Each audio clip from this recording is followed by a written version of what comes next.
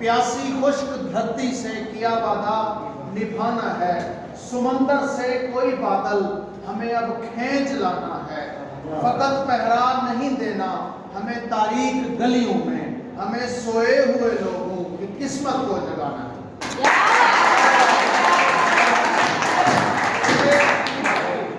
जिंदगी का जो मकसद है वो छोटा मोटा नहीं होना चाहिए।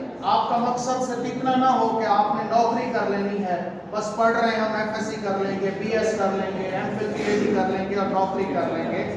इसमें कोई शक नहीं है कि नौकरी भी हमारे लिए ज़रूरी है और ये हमें कुछ रिस्क और धंधा देती है, लेकिन मकासद इससे बड़े होते हैं। ये कोई मकसद नहीं है।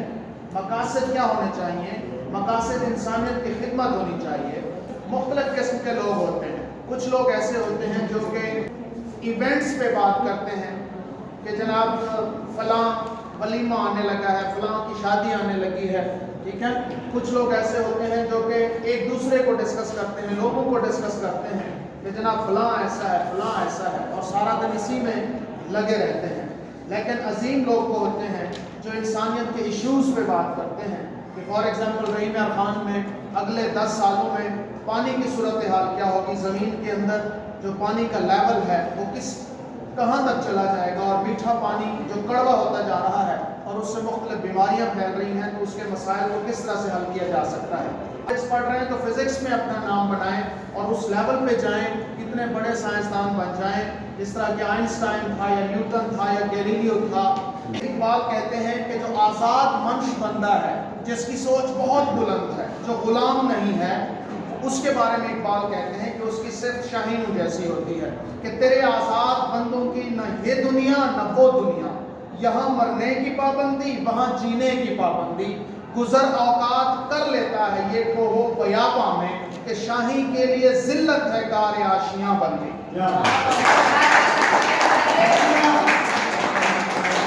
शाहीन की खासियत है कि उसकी सोच में बुलंदी है, वो कभी भी आशियाना नहीं बनाता, वो हमेशा मूव करने की सोचता रहता है, किसी एक जगह पे रुके नहीं। अगर आपने पढ़ लिख लिया है, आप किसी एक मकाम पे पहुंच गए हैं, तो उस मकाम को फाइनल ना बनाएं कि मैंने पीएचडी डॉक्टरेट कर ली है, मैं यहाँ पे कॉलेज में लेक्चरर बन गया हूँ, अब बस यही काफ़ी है। नहीं, इसको आप पहला कदम जानें और इससे और आगे बढ़ें।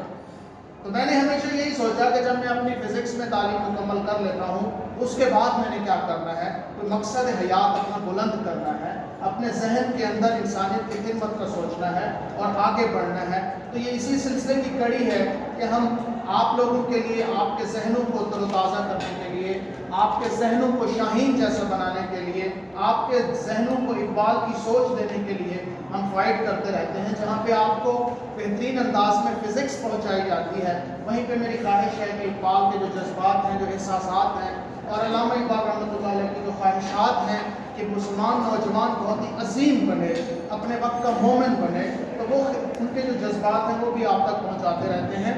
और साथ साथ जो इंसानी इस समाज के इश्यूज़ हैं उन पे भी बात चलती रहती है, ताकि हम इस दुनिया में और आखिरत में कामयाब हो सकें। तो बेटे, आज का यही मैसेज है आपको कि अपनी सोचों में बुलंदी रखें, पाकीज़गी रखें और अपना जो मकसद हयात है वो बहुत बड़ा रखें। इंशाअल्लाह आप कभी नाकाम नहीं होंगे। Thank you.